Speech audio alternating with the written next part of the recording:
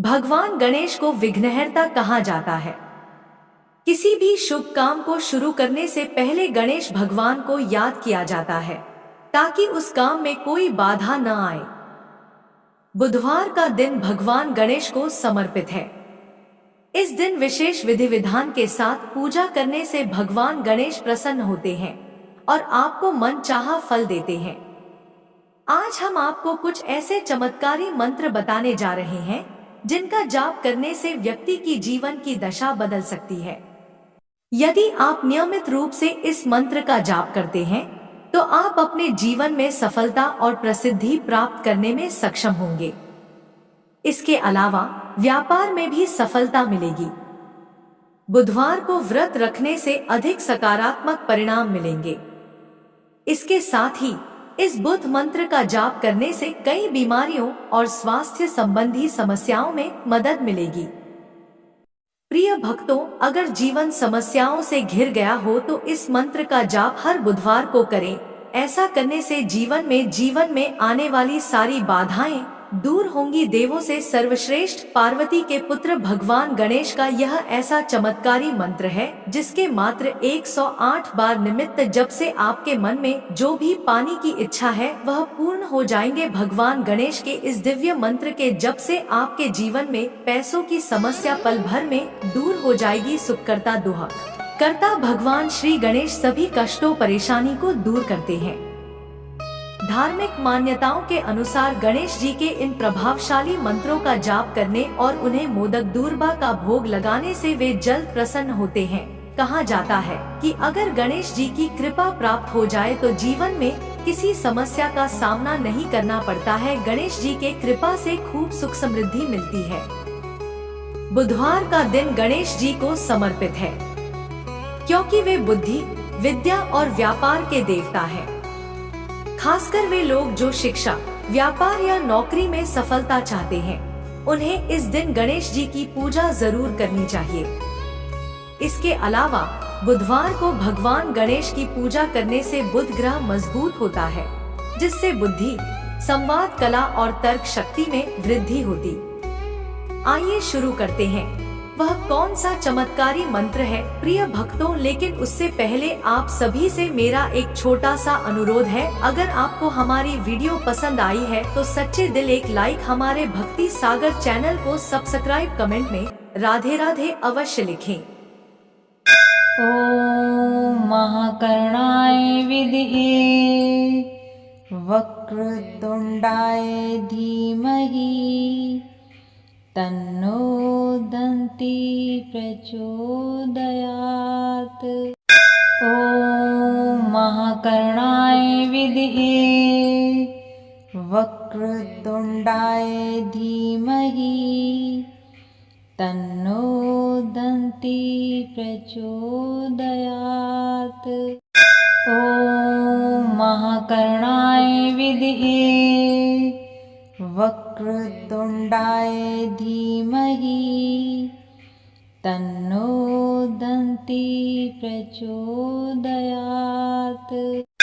ओम महाकर्णाय विद्महे वक्रतुंडाय धीमहि तन्नो दन्ती प्रचोदयात्।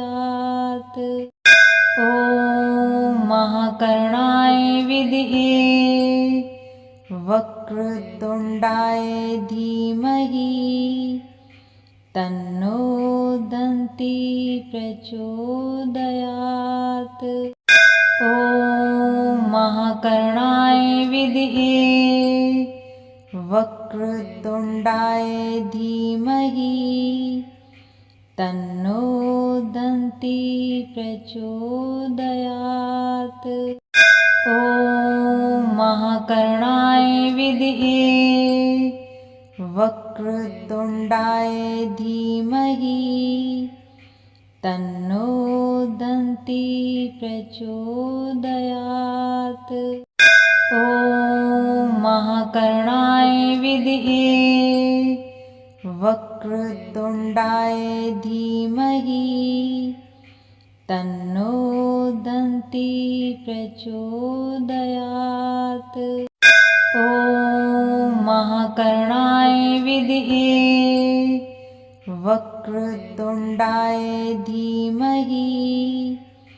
तन्नो दन्ती प्रचोदयात्। ॐ महाकर्णाय विद्महे वक्रतुण्डाय धीमहि तन्नो दन्ती प्रचोदयात्। ॐ महाकर्णाय विद्महे वक्रतुण्डाय धीमहि तन्नो दन्ती प्रचोदयात्। ॐ महाकर्णाय विद्महे वक्रतुण्डाय धीमहि तन्नो दन्ती प्रचोदयात्। ॐ महाकर्णाय विद्महे वक्रतुण्डाय धीमहि तन्नो दन्ती प्रचोदयात्। ॐ महाकर्णाय विद्महे वक्रतुण्डाय धीमहि तन्नो दन्ती प्रचोदयात्। ॐ महाकर्णाय विद्महे वक्रतुण्डाय धीमहि तन्नो दन्ती प्रचोदयात्।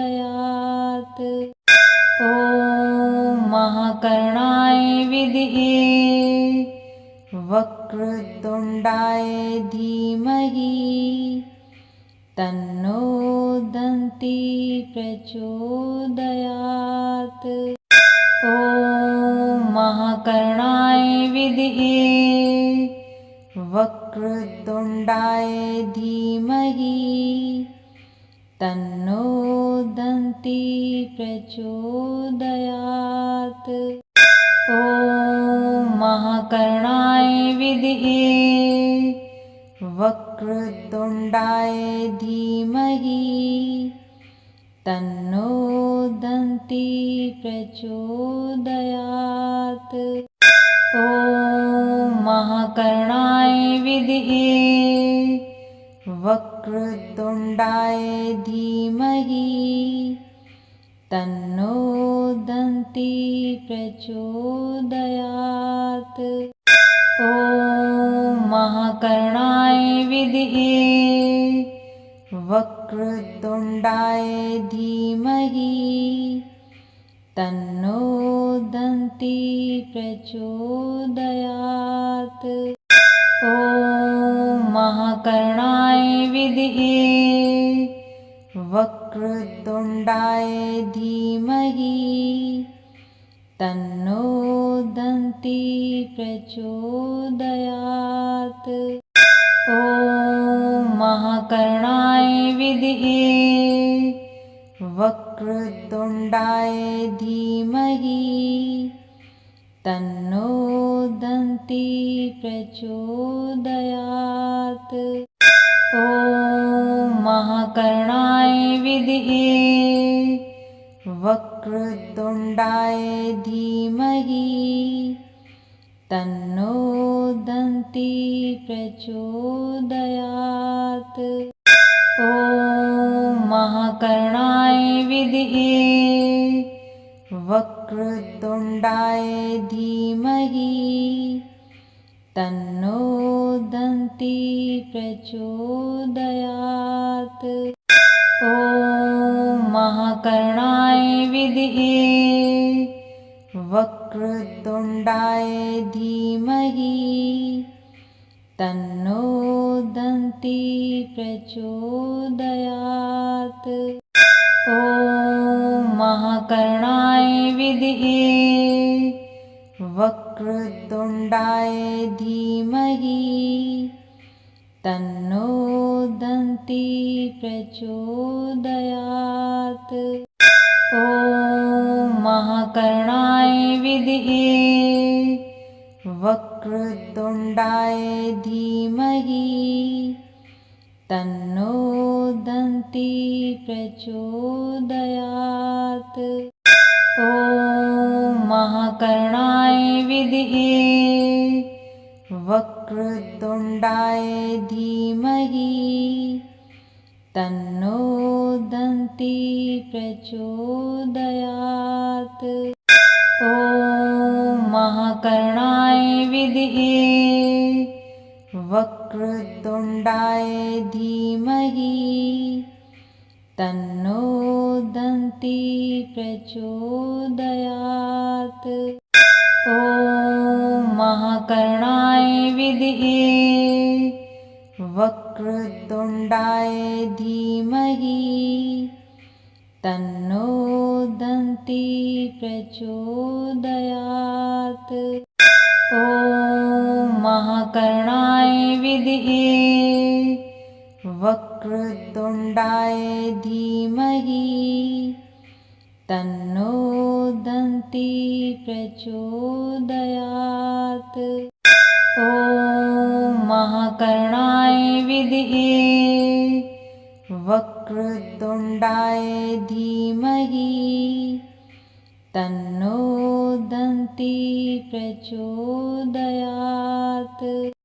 ॐ महाकर्णाय विद्महे वक्रतुण्डाय धीमहि तन्नो दन्ती प्रचोदयात्। ॐ महाकर्णाय विद्महे वक्रतुण्डाय धीमहि तन्नो दन्ती प्रचोदयात्। ॐ महाकर्णाय विद्महे वक्रतुण्डाय धीमहि तन्नो दन्ती प्रचोदयात्।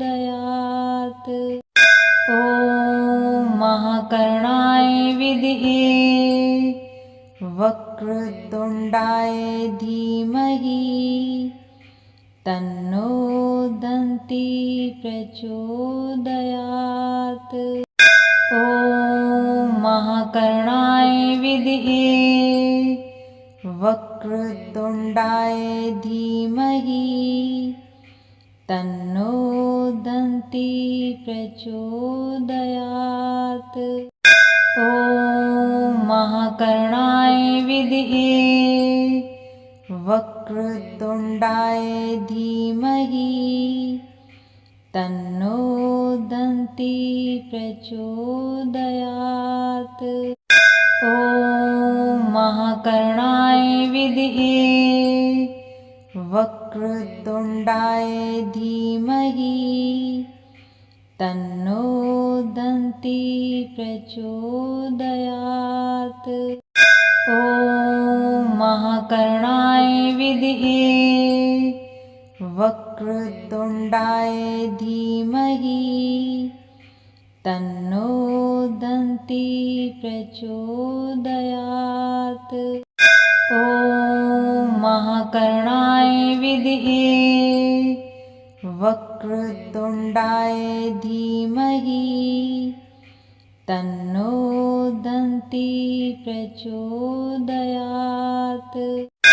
ॐ महाकर्णाय विद्महे वक्रतुण्डाय धीमहि तन्नो दन्ती प्रचोदयात्। ॐ महाकर्णाय विद्महे वक्रतुण्डाय धीमहि तन्नो दन्ती प्रचोदयात्। ॐ महाकर्णाय विद्महे वक्रतुण्डाय धीमहि तन्नो दन्ती प्रचोदयात्। ॐ महाकर्णाय विद्महे वक्रतुण्डाय धीमहि तन्नो दन्ती प्रचोदयात्।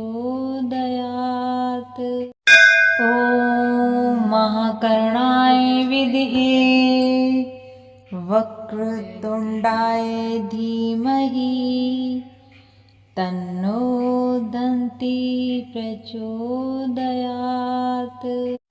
ॐ महाकर्णाय विद्महे वक्रतुण्डाय धीमहि तन्नो दन्ती प्रचोदयात्। ॐ महाकर्णाय विद्महे वक्रतुण्डाय धीमहि तन्नो दन्ती प्रचोदयात्। ॐ महाकर्णाय विद्महे वक्रतुण्डाय धीमहि तन्नो दन्ती प्रचोदयात्।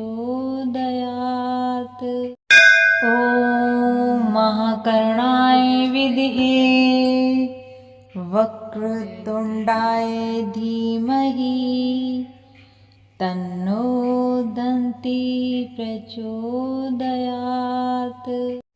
ॐ महाकर्णाय विद्महे वक्रतुण्डाय धीमहि तन्नो दन्ती प्रचोदयात्।